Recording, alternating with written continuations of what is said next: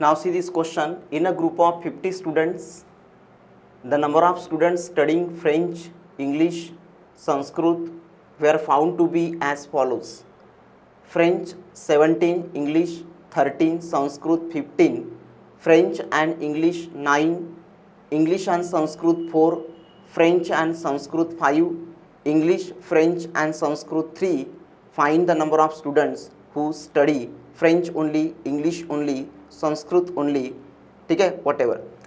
सो यहाँ पे सबसे पहले क्वेश्चन को रीड करके ये लिखना है कि क्वेश्चन में क्या दिया है और क्या निकालना है. तो यहाँ पे इन अ ग्रुप ऑफ 50 स्टूडेंट्स, यानी 50 स्टूडेंट्स का ग्रुप है, राइट. तो जो 50 स्टूडेंट्स का ग्रुप है उसमें से कुछ student some students, the number of students studying French, English and Sanskrit, यानी 50 स्टूडेंट्स का ग्रुप है और उसमें से कुछ स्टूडेंट्स जो है ये फ्रेंच लैंग्वेज पढ़ते हैं या स्टडी करते हैं, कुछ स्टूडेंट्स इंग्लिश लैंग्वेज स्टडी करते हैं, तो कुछ स्टूडेंट्स रिमेनिंग जो है वो संस्कृत लैंग्वेज स्टडी करते हैं.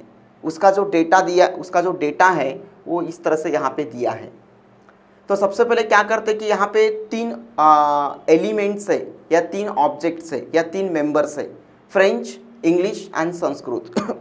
तो सबसे पहले इन तीनों एलिमेंट्स के लिए, यानी फ्रेंच, इंग्लिश और संस्कृत, इन तीनों एलिमेंट्स के लिए एक सेट्स अपन सपोज करते हैं, ए बी सी लेते हैं.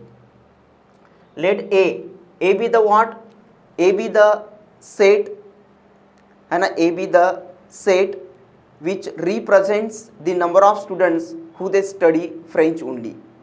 ठीक है, यानी यहाँ पे 3 सेट्स लेते हैं ABC, या ABC be the sets they represent the number of students who they study the what French, English and Sanskrit respectively. तो यहाँ पे अपन सेट A लेते हैं, किसके लिए, फ्रेंच के लिए, ठीक है. सेकेंड अपन सेट B लेते हैं इंग्लिश के लिए, और सेट्स जो सी है वो लेते हैं अपन संस्कृत के लिए, इस तरह से. यानी यहाँ पे आपको 3 सेट्स लेना है. यानी सबसे पहले इस टाइप के क्वेश्चन में, यानी जनरली इस टाइप के क्वेश्चन एक कॉम्पिटिटिव एग्जाम में JEE में आते हैं, इसीलिए इस टाइप के प्रॉब्लम की एक प्रैक्टिस करो और साथ में जो फार्मूले मैंने आपको लिख के दिया है उस फार्मूले को लर्न करो, क्योंकि विदाउट फार्मूले इस टाइप के प्रॉब्लम जो है अपन सॉल्व नहीं कर सकते. सेकेंड थिंग, कॉन्सेप्ट को समझना बहुत इंपॉर्टेंट है, कि डिफरेंस ऑफ सेट्स वगैरह, ठीक है, इंटरसेक्शन, यूनियन. सो यहाँ पे 3 एलिमेंट्स है. सो 3 एलिमेंट्स के लिए मैं 3 सेट लेता हूँ. Set A represent the number, यानी सेट या sets A B C they represent the number of students who they study the what French, English and Sanskrit language respectively. उसके बाद जो डेटा दिया है वो लिखेंगे. n of A is equal to 17, n of B is equal to 13, n of C is equal to 15, French and English. तो French के लिए अपन A लिए और इंग्लिश के लिए B लिए.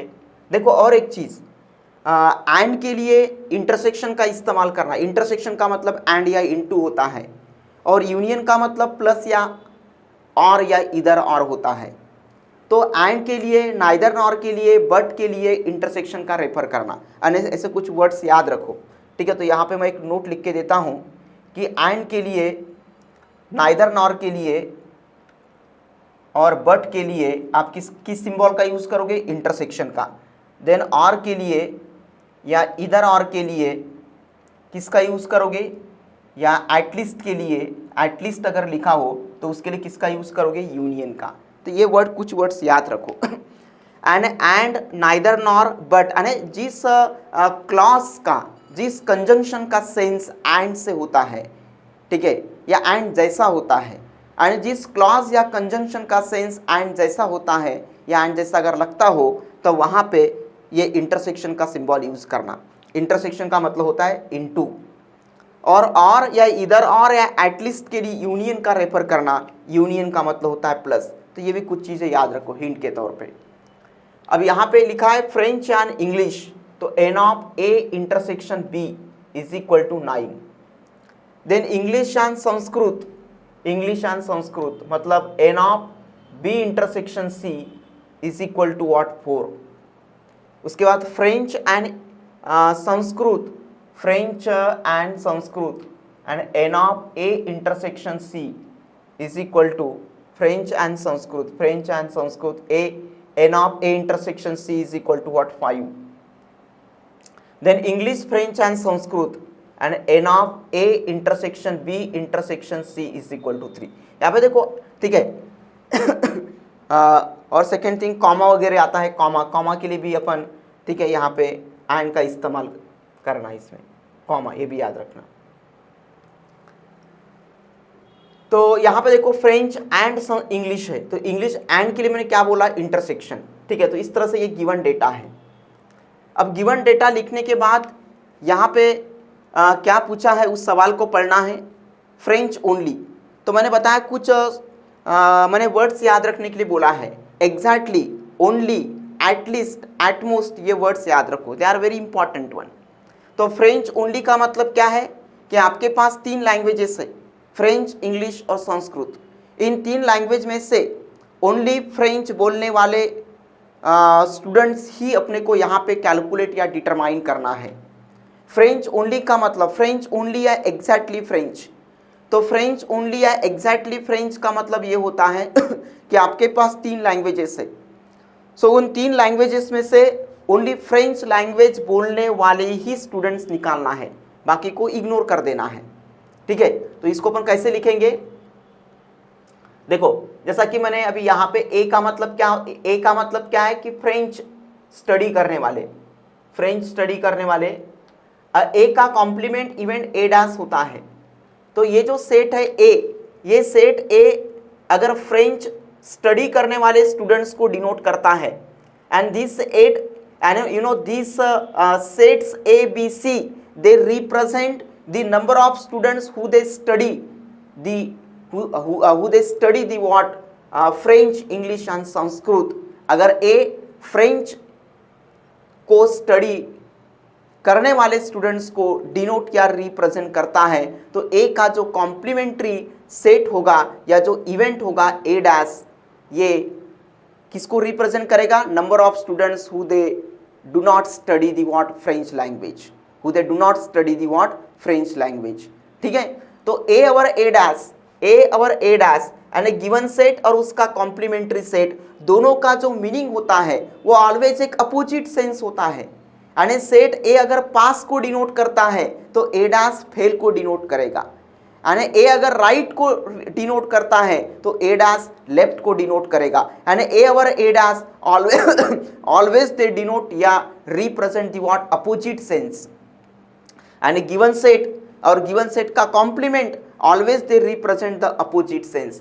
and A अगर फ्रेंच स्टडी करने वाले स्टूडेंट्स को डिनोट करता है तो A dash, B dash, C dash they represent the what A dash, B dash and C dash, you know they represent the what number of students who they do not study the what French, English and Sanskrit, okay respectively, ठीक है। तो ये भी चीज याद रखो कि ये जो गिवन सेट्स है ए बी सी, ये स्टडी करने वाले स्टूडेंट्स को अगर डिनोट करता है तो उसके जो कॉम्प्लीमेंट्री इवेंट्स है ए डैश, बी डैश, ये स्टडी न करने वाले स्टूडेंट्स को डिनोट करेगा, राइट। चलो अभी क्या लिखा है, फ्रेंच ओनली, तो कैसे कैलकुलेट करेंगे, N of A intersection B dash intersection C dash, इस तरह से लिखना। तो इसका मतलब क्या है, ए किसको डिनोट करता है, फ्रेंच लैंग्वेज को, और बी डैश और सी डैश, ए क्या डिनोट करता है, फ्रेंच लैंग्वेज स्टडी करने वाले स्टूडेंट्स, और बी डैश और सी डैश किसको डिनोट करता है, इंग्लिश और संस्कृत स्टडी न करने वाले स्टूडेंट्स। एंड इसका मतलब यह है कि ओनली फ्रेंच स्टडी करने वाले स्टूडेंट्स ही आपको निकालना है। And N of A intersection B dash intersection C dash, and इसका मतलब यह है कि ओनली फ्रेंच लैंग्वेज ही स्टडी करने वाले स्टूडेंट्स को कैलकुलेट करना है, ठीक है। एंड इंग्लिश लैंग्वेज और संस्कृत लैंग्वेज स्टडी न करने वाले स्टूडेंट्स को कैलकुलेट नहीं करना है। एंड इसका मतलब या फिर अगर अपन सेट्स के लैंग्वेज में अगर बोला जाए तो ऐसे बोल सकते हैं, number of elements belongs to A but not belongs to B and C, ऐसा भी अपन कह सकते हैं। एंड सेट्स के लैंग्वेज में, सेट के लैंग्वेज में अगर बोला जाए, यानी इस स्टेटमेंट का जो मीनिंग होता है, वर्बल मीनिंग, ये अगर सेट के लैंग्वेज में अगर बोला जाए तो यूं कहो कि number of elements belongs to A but not belongs to B and C, and a number of students who they study only French language but not study the Sanskrit and English language। अब इसको लिखेंगे कैसे, ठीक है। तो मैंने आपको एक N of A intersection B dash, यानी थ्योरी में मैंने आपको N of A intersection B dash का एक पॉइंट लिख के दिया है। तो N of A intersection B dash का क्या पॉइंट लिख के दिया है, N of A minus N of A intersection B. तो यहाँ पे लिखेंगे अपन एन ऑफ ए माइनस, क्या लिखेंगे, एन ऑफ, पहले यहां पे अपन ऐसा करते हैं,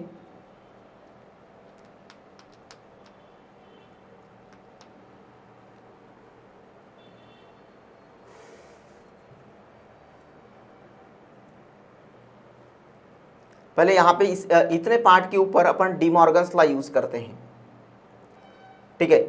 अब इतने पार्ट के ऊपर, अगर इतने पार्ट के ऊपर डी मॉर्गन्स लॉ यूज करना है तो ये डैश को कॉमन निकाल दो, तो ये सिंबल चेंज होता है, इंटरसेक्शन का यूनियन होगा,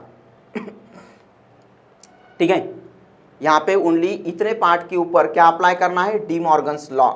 अगर अपन इतने पार्ट के ऊपर डी मॉर्गन्स लॉ अप्लाई करते हैं तो ये डैश जब कॉमन निकालेंगे तो ये इंटरसेक्शन का यूनियन होगा। उसके बाद कैसे लिखना है, N of A intersection B union C का होल डैश। अब इसको कैसे लिखोगे, यहाँ पे देखो N of A intersection B union, अभी देखो यहाँ पे N of A intersection B whole dash, ये वाला कॉन्सेप्ट यूज करना है। और इसको कैसे लिखते हैं, N of A minus N of A intersection B. ये मैंने आपको थियरी में मैंने बताया था, ठीक है।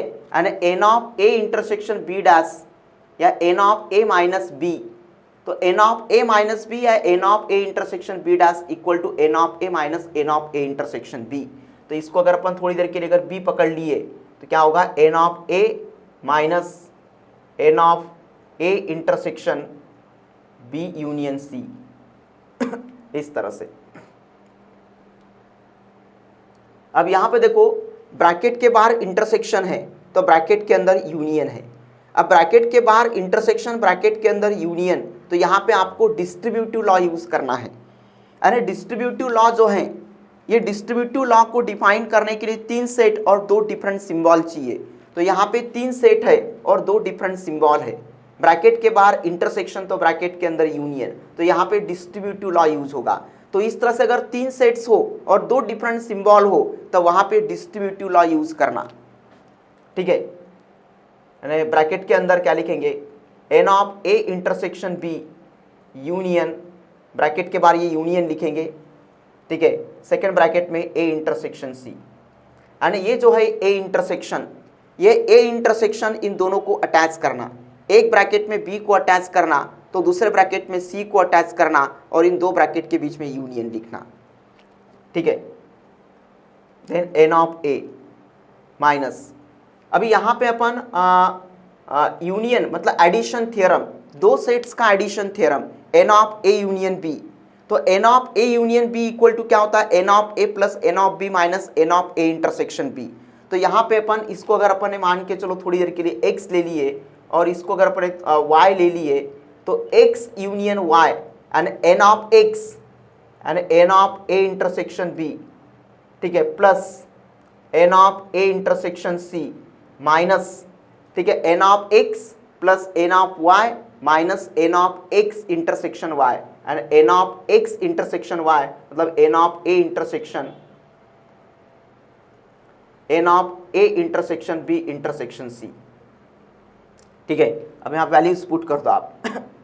अब यहाँ पे आपको सब कुछ पता है, अभी इसके आगे इसको सिंप्लीफाई करने की जरूरत नहीं है, क्योंकि यहाँ पे 1 2 3 4 टर्म्स कंटेंट है और इन चारों टर्म्स का वैल्यूज आपको पता है। एन ऑफ ए कितना है 17, n of A intersection B 9, n of A intersection C 5 और एन ऑफ ये वाला कितना है आपका 3, कितना आता है इसमें 9 + 5 14, 14 - 3 11, ठीक है 17 - 11 कितना होता है ये 6, ठीक है। तो ये आता है 6। तो इस तरह से बाकी के जो है अभी मैंने फ्रेंच ओनली के लिए निकाला है ये। अगर आपको इंग्लिश ओनली, संस्कृत ओनली, ये इसी तरह से आपको डिटरमाइन करना है। अब मान के चलो अगर आपको French only, English only, English only का मतलब इंग्लिश बोलने वाले बट फ्रेंच और संस्कृत न बोलने वाले, and number of elements belongs to, English के लिए क्या लिए अपन ने ई, तो number of elements belongs to B but not A and C, ठीक है।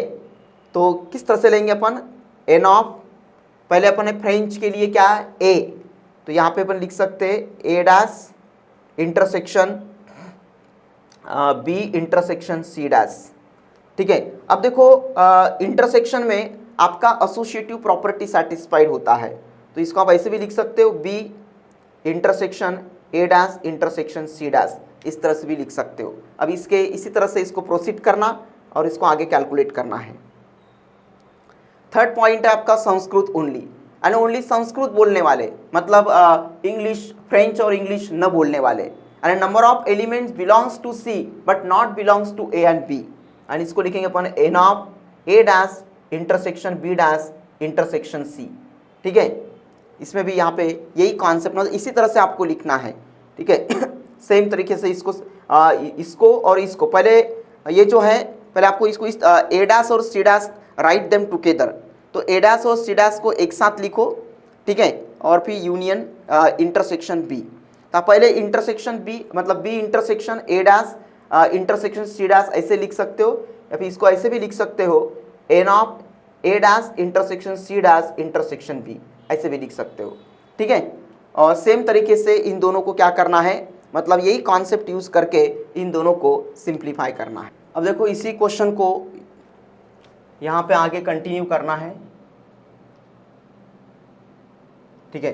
तो यहाँ पे गिवन डेटा क्या है, N of A is equal to 17, n of B is equal to 13, n of C is equal to 15, n of French and English मतलब n of A intersection B is equal to 9, English and N of A intersection B है ना, B intersection C is equal to 4, और n of A intersection C is equal to 5, और n of A intersection B intersection C is equal to 3।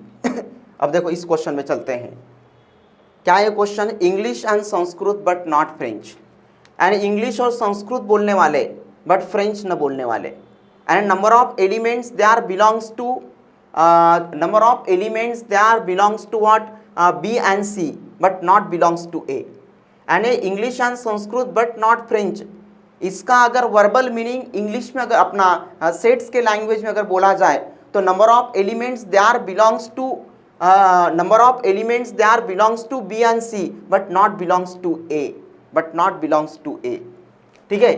तो but not ए के लिए देखो यहाँ पे ए डैश का मतलब क्या होता है, नॉट ए, बी डैश का मतलब क्या होता है, नॉट बी, ऐसा भी सेंस पकड़ते हैं, सी डैश का मतलब क्या होता है, नॉट सी, तो ऐसा भी सेंस पकड़ते हैं, ठीक है। ए डैश का मतलब नॉट ए, बी डैश का मतलब नॉट बी, सी डैश का मतलब नॉट सी, या फिर ए गिवन सेट और गिवन सेट का कॉम्प्लीमेंट, दोनों का मीनिंग ऑलवेज एक अपोजिट होता है, यानी ए अगर पास को रिप्रेजेंट करता है तो ए डैश फेल को रिप्रेजेंट करेगा, ठीक है, इस तरह से।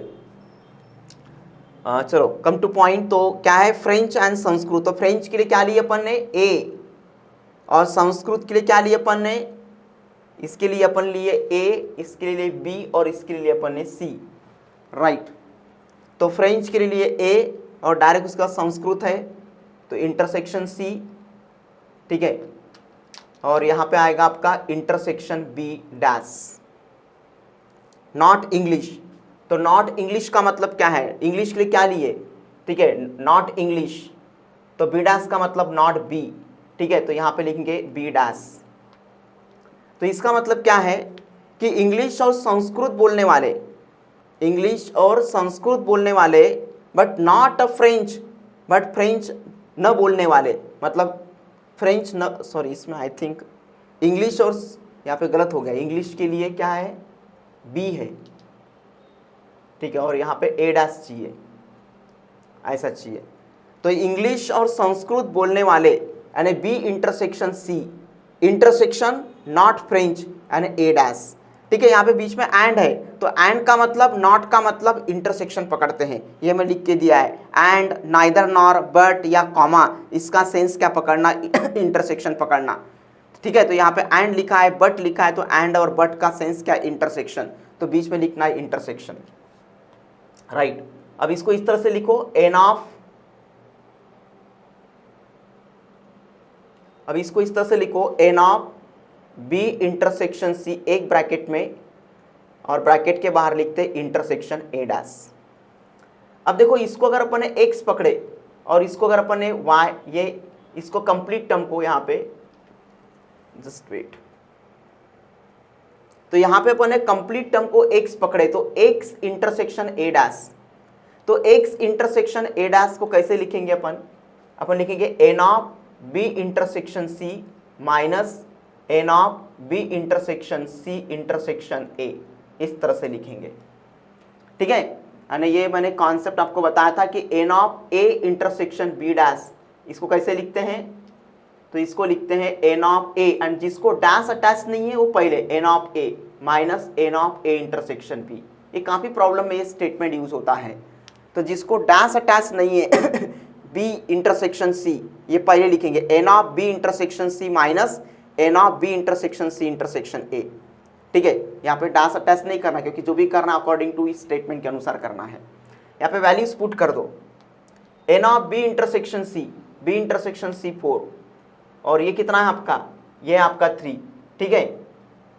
इंटरसेक्शन में और यूनियन में एसोसिएटिव प्रॉपर्टी सेटिस्फाइड होती है, यानी A intersection B intersection C या B intersection C intersection A, तीनों का मीनिंग एक ही होता है, यानी यूनियन और इंटरसेक्शन दोनों में आपकी कम्यूटेटिव प्रॉपर्टी और एसोसिएटिव प्रॉपर्टी क्या होती है, सेटिस्फाइड होती है। कितना था आंसर, 1। बाकी के लिए वही कॉन्सेप्ट यहाँ पे क्या लिखा है, फ्रेंच एंड संस्कृत, यानी फ्रेंच और संस्कृत बोलने वाले, यानी n of A intersection, Sanskrit के लिए क्या लिया अपन ने, C intersection but not English यानी बी डैश। सेम तरीके से इसको प्रोसीड करना। देन है आपका, इसमें क्या है कि फ्रेंच एंड इंग्लिश बोलने वाले, तो एन ऑफ ए, इंग्लिश के लिए क्या लिया अपन ने, इंग्लिश के लिए लिया अपन ने B intersection B but intersection C dash, यानी फ्रेंच और इंग्लिश बोलने वाले but not Sanskrit and Sanskrit न बोलने वाले, ठीक है। तो इन दोनों को जो सिंप्लीफाई करना है वो इसी वे से सिंप्लीफाई करना है, सेम तरीके से, और सिंप्लीफाई करके फाइनली इनका वैल्यूज पुट करना है। फिर लास्ट है आपका पॉइंट, कौन सा, at least one of the 3 languages. तो यहाँ पे लिखा है एटलीस्ट के लिए, और के लिए, इधर और के लिए, इवन एटलीस्ट के लिए किसका इस्तेमाल करना है, यूनियन का तो at least one of the 3 languages. तो मैंने बताया कि एटलीस्ट का मतलब क्या होता है कि वहाँ से, यहाँ पे लिखा है एटलीस्ट 1 लिखा है, तो एटलीस्ट 1 का मतलब 1 से स्टार्ट करके कहाँ तक जाना है, 3 तक जाना है, क्योंकि at least one of the 3 languages. तो एटलीस्ट का मतलब वहाँ से, एटलीस्ट 1 का मतलब 1 से स्टार्ट करके 3 तक जाना है। तो इसका मतलब यह है कि अपने पास 3 लैंग्वेजेस है, सो 3 लैंग्वेजेस में से कम 1 लैंग्वेज या 2 लैंग्वेज या तीनों लैंग्वेज बोलने वाले स्टूडेंट्स कितने हैं ये। तो एटलीस्ट के लिए ऑलवेज आपको यूनियन का रेफर करना है, तो N of A union B union C. अब ये है 3 स्टेट का एडिशन थ्योरम, 2 सेट का एडिशन थ्योरम, 3 सेट्स का एडिशन थ्योरम, और ये भी मैंने आपको लिख के दिया है इसका expansion, n of A plus n of B plus n of C minus N of A intersection B minus N of B intersection C minus N of C intersection A plus n of A intersection B intersection C, इस तरह से। बाद में लिखा है none of the three languages. तो none of the three languages का meaning ये होता है कि आपके पास तीन लैंग्वेजेस है, तीन लैंग्वेजेस में से कोई भी लैंग्वेज न बोलने वाले लोग, ठीक है। तो देखो तीनों लैंग्वेजेस बोलने वाले स्टूडेंट्स, यहाँ पे N of A union B union C का मतलब क्या होता है? तो N of A union B union C का मतलब होता है कि फ्रेंच लैंग्वेज बोलने वाले या फिर इंग्लिश लैंग्वेज बोलने वाले या फिर संस्कृत लैंग्वेज बोलने वाले या फिर तीनों लैंग्वेजेस बोलने वाले लोग या स्टूडेंट्स, राइट। और यहाँ पे लिखा है none of the three languages. None of the three languages it means तीनों लैंग्वेजेस न बोलने वाले। तो जो नंबर ऑफ स्टूडेंट्स है, जो ग्रुप ऑफ स्टूडेंट्स है, उन ग्रुप ऑफ स्टूडेंट्स में से, उन टोटल नंबर ऑफ स्टूडेंट में से ऐसे स्टूडेंट माइनस करो जो तीनों लैंग्वेजेस बोलते हैं, ठीक है। यानी total number of students minus the number of students who they known about three languages French, English and Sanskrit. यानी यहाँ पे अपने को वह स्टूडेंट्स माइनस करना है जो तीनों लैंग्वेजेस जानते हैं, किसमें से? टोटल नंबर ऑफ स्टूडेंट्स में से। तो what will get? We will get the none of the three languages and we will get only such students who they unknown about those three languages French, English and Sanskrit, ठीक है। तो यहाँ पे इसके लिए अगर अपने को वैल्यू निकालना है तो इस तरह से निकालेंगे। इसको अगर लिखना है तो इस तरह से लिख सकते हैं, N of A dash intersection B dash intersection C dash is equal to n of U minus N of A union B union C, ठीक है। जैसा अपन यहाँ पे एक कॉन्सेप्ट देखे थे कि n of A dash is equal to n of U minus N of A, ये देखे थे अपन ने, ठीक है। तो N of A dash intersection B dash intersection C dash is equal to n of U minus N of A union B union C, ठीक है। तो ये क्या है? यह है तीनों लैंग्वेजेस समझने वाले स्टूडेंट्स। ये जो चीज़ है N of A union B union C, ये क्या इंडिकेट करता है? तो ये क्या इंडिकेट करता है कि तीनों लैंग्वेजेस समझने वाले स्टूडेंट्स। तो ये तीनों लैंग्वेजेस समझने वाले स्टूडेंट्स किसमें से माइनस करना है? टोटल नंबर ऑफ स्टूडेंट में से। and subtract only those number of students who they known about the three languages, who they known about the what? Three languages, or who they known the three languages French, English and Sanskrit. From where? From the total number of students. So what we'll get? We will get only such students who they unknown about the what? Those three languages French, English and Sanskrit. Okay, तो ये वाला concept यहाँ पे अपन use करेंगे।